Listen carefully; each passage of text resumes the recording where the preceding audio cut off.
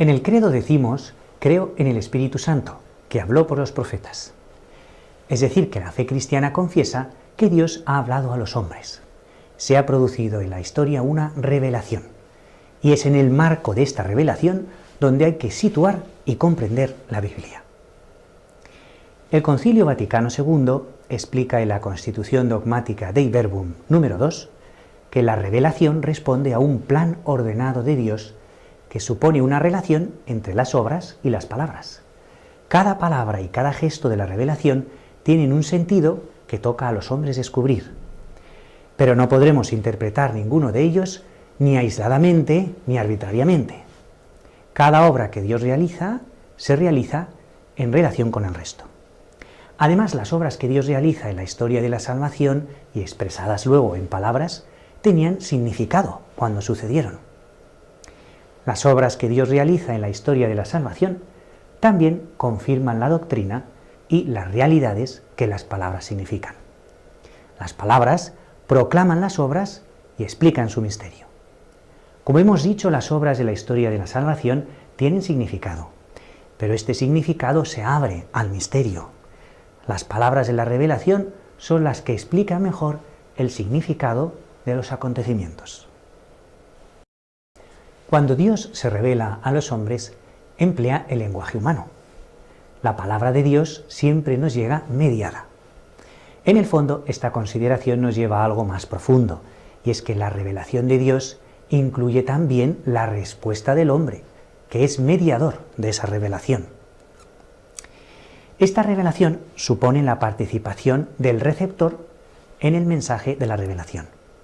Por eso, y por el tiempo y el lugar en el que se expresó, la palabra de Dios lleva el sello de la psicología de los hombres que la pronunciaron, de las formas conocidas por ellos y sus receptores, del ambiente, sobre todo el marco de Israel y del nuevo Israel, la Iglesia, en que se pronunciaron, etc.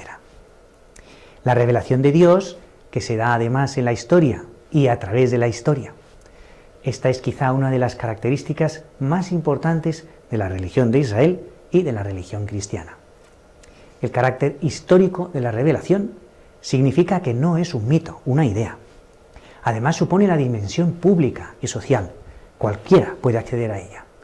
Y por último apunta a un curso de acontecimientos con un inicio y un final que da sentido. El plan de Dios es por eso una economía, según la expresión del concilio. El Concilio Vaticano II explica también en la Constitución Dogmática Dei Verbum que hay diversas etapas en la revelación personal de Dios.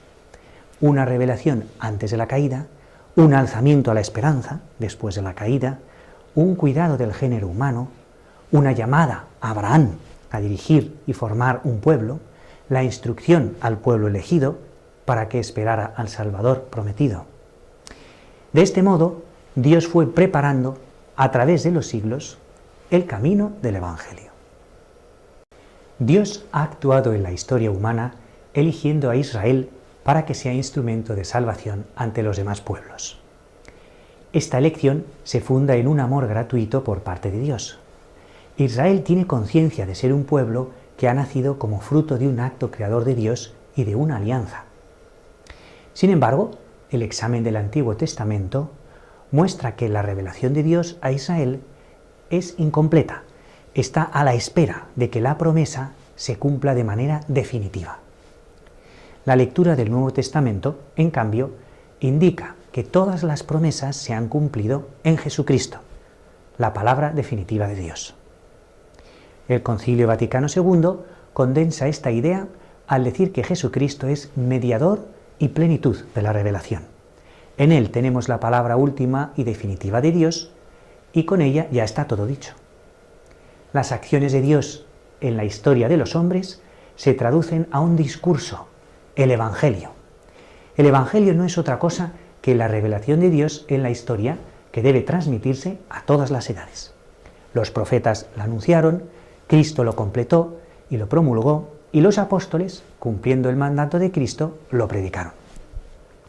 Los apóstoles, en cuanto testigos de la vida y de la resurrección de Jesús, forman parte también de la revelación. Accedemos a Jesús a través de la fe apostólica que se nos transmite en la Iglesia. La actividad apostólica comporta la predicación oral, con ejemplos e instituciones, con los escritos apostólicos. La última acción de los apóstoles que se señala es la de instituir a los obispos como sucesores en el ministerio. Muy pronto, los libros apostólicos tuvieron la misma autoridad y el mismo rango que los escritos del Antiguo Testamento. Todos expresan a Jesucristo, palabra de Dios.